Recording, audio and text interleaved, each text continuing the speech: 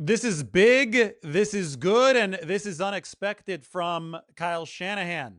I was expecting to lead the show with the 49ers' latest pick for their left guard position. His name is Chonkers, the 2,000-pound sea lion who's been hanging out at Pier 39 in San Francisco. Well, we're going to pivot because Kyle Shanahan did the unexpected interview on the Rich Eisen Show this morning, talking about the 49ers draft strategy. And there are many fascinating nuggets, including the fact that the 49ers had Kaelon Black as the second graded running back on their board, presumably behind only Jeremiah Love. We had him as the second rated back on the board. So, I mean, that's just our evaluation of him, right or wrong. That's our evaluation. And then you got to decide where you think he's going to go. But then you start to watch the whole draft and you start to watch all the backs and evaluate all the backs together. And this wasn't as deep of a draft as years past for running backs. And when you look at it all and you take a census of scouts, of coaches, it's a whole process, but you start to get to April and the majority of our place is ranking him up there. And it only takes one other team to look at that way. Now, if someone else has him as their second back, you're gambling that they're not going to go up and take him as the second back right away. You think they're going to try to do the same thing. Hey, everyone's going to look at this as a fifth round guy. Let's take him in the fourth. Well, by the time that the draft came, we feel everyone's looking at this guy as a fourth round pick. And so if everyone's looking at him as a fourth round pick, man, if we want him, I'll take him at 90 in the third. We'll be all right. Everyone hating on us and judging that, like, as long as that's what we feel like. So a fascinating look into the 49ers thought process. By the end of all of the pre-draft preparation, the 49ers figured that Black would be a fourth round pick. So they were okay using a low third rounder, number 90, on him because they didn't want to miss out on a very good running back, somebody that they evaluated very highly in a rather thin draft class for running backs. And yes, it was a position of need. The 49ers needed to fortify not only behind Christian McCaffrey, but for the future. All right. I think everybody's been wanting to hear more from Kyle Shanahan on the De'Zhaun Stribling pick at number 33. This is where the strategy discussion was great with Rich Eisen. Kyle Shanahan said that the 49ers actually had two goals with that first pick. Goal one was for the guy that we wanted to fall to number 27, to fall to 27 and just pick him there with the original selection. But the 49ers, even before this didn't work out, acknowledged to themselves that the odds of this working out were not high.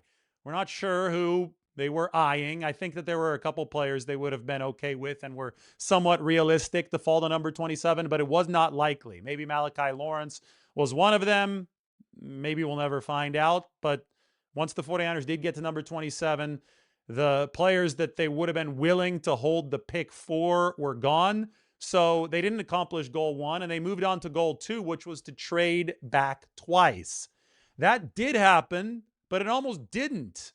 They traded back once from 27 to 30. Then they wanted to trade back again, and they had a couple of deals set, but both of their trade partners fell through. Finally, the 49ers were able to deal with the New York Jets to trade back from number 30 to number 33. That is where they picked De'Zhaun Stribling at the beginning of day number 2. Now, Shanahan did say on the show today that the 49ers would have picked Stribling at number 30 had they not found a trade partner to move back to number 33.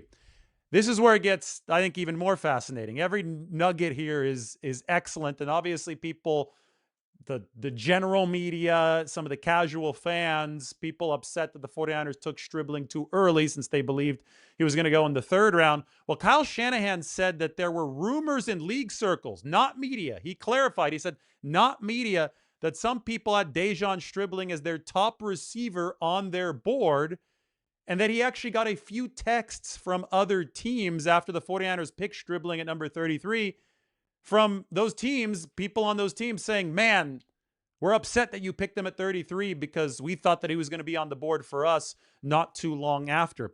In fact, based on the 49ers intel, and obviously they do their own calling around, they hear from different people around the league, Shanahan thought there was only a 50-50 chance that De'Zhaun Stribling would still be available at number 40.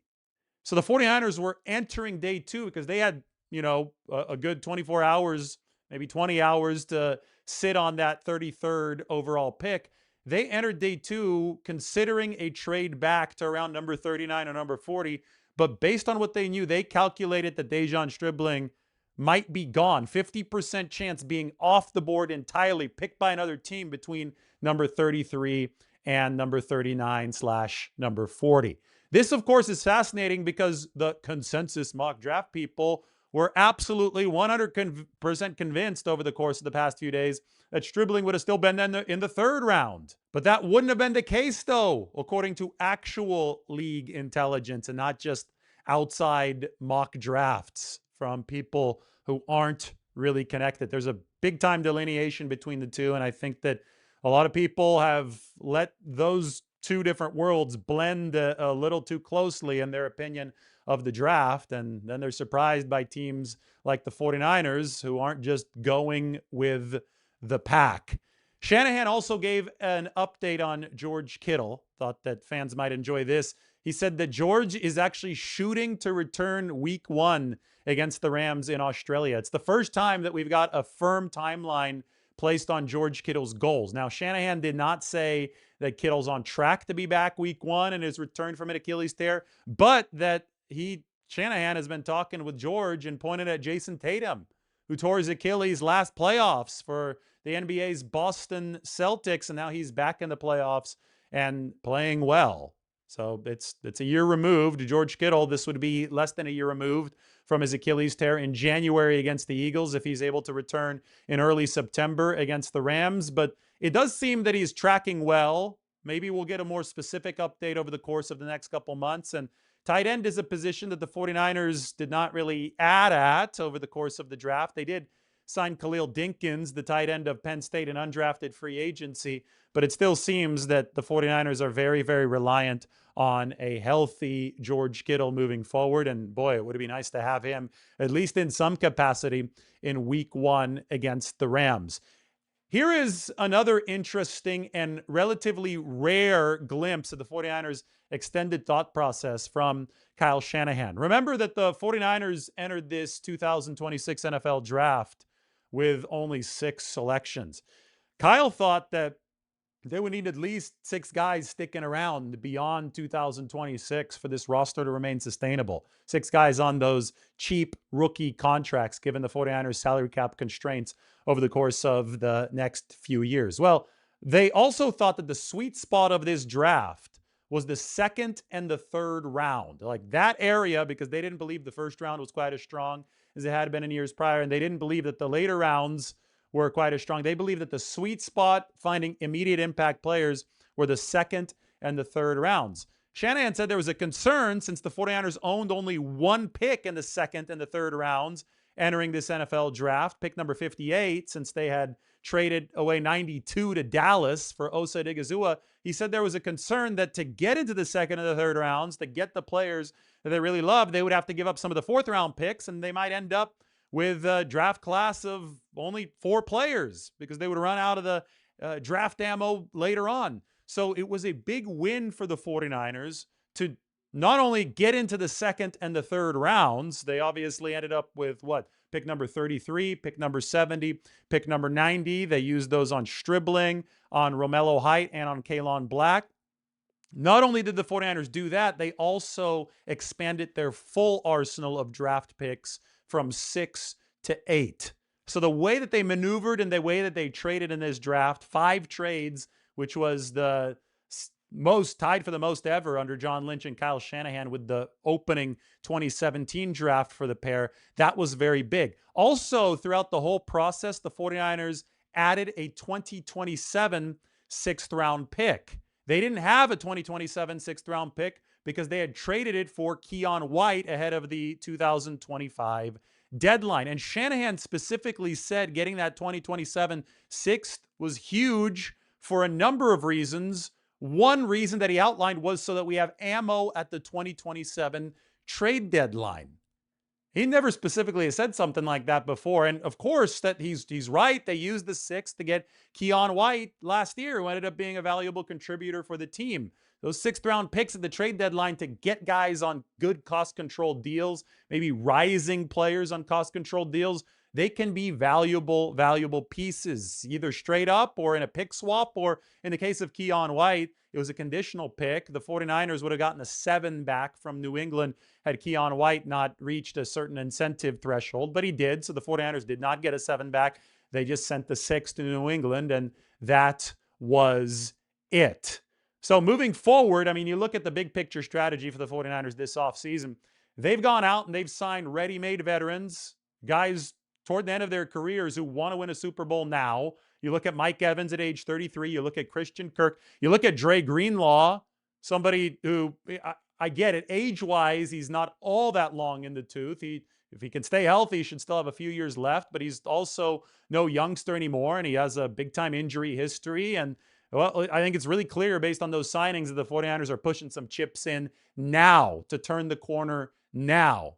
You combine that with the fact that their 3 draft picks at the top of this NFL draft are all older. They average 24.2 years in age. They've been to several different schools. They've been professionals for a while in the NIL era. I think it's really clear that guys like De'Zhaun Stribling and Romello Height and Kaelon Black are meant to be plug-and-play players for the 49ers. You also look at the fact that they've extended Trent Williams and given him $37 million fully guaranteed, over a year of fully guaranteed money this offseason. These are all push the chips into the middle of the table moves for the 49ers.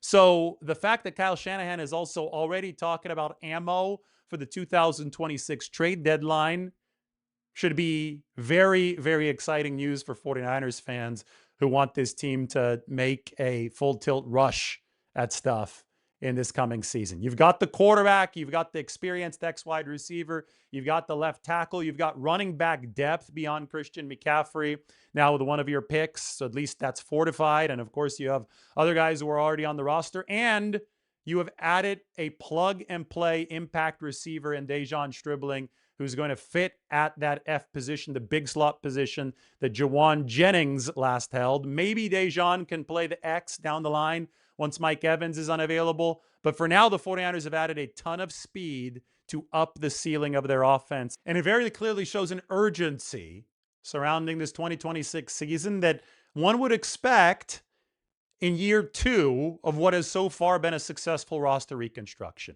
2025, we talked all about the teardown of the defense all the way down to the foundational pillars, right? Nick Bosa, Fred Warner, Deommodore Lenoir. Well, now we move forward into 2026, defensive line completely rehauled. You've got 9 out of 10 new bodies if you look back at the 2024 version of this defensive line. So you've already gotten massive momentum and headway on the reconstruction of this roster, especially on the defensive side in 2025. Now in 2026, you're starting to put on the touches that can actually help turbocharge things immediately. I mean, last year they had to just resuscitate the run defense. They did that. They got some of those guys in place to change the tide of what had been an eroding defense. Now you can start to add what's going to give you that oomph to put you over the top, assuming you could stay healthy in 2026. And that's been the focus of this 49ers offseason. Now, at the same time, they still have the 3rd oldest offense in the league. And we expect a massive offensive renovation to happen over the course of the 2027 offseason. And perhaps some of that renovation has already started. I mean, yes, you've got De'Zhaun Stribling in there as a wide receiver, and maybe even down the road, he takes over for Mike Evans as that X. But right now, with one of the best quarterbacks in the league, with one of the best play callers in the league, you're focusing on what you already have offensively. You're focusing on guys like Trent Williams, like a Mike Evans, like a Christian McCaffrey, and you're pushing full speed ahead with a unit that was already efficient last year but needed a jolt of explosiveness. Well, the 49ers have definitely given it an extra dose of explosiveness, a needed extra dose of speed. And on paper right now, it looks like they have a real chance to be significantly better than a team that already won 13 games in 2025. That's all you can ask for on a year in, year out basis in the NFL. And the 49ers have certainly given themselves a chance.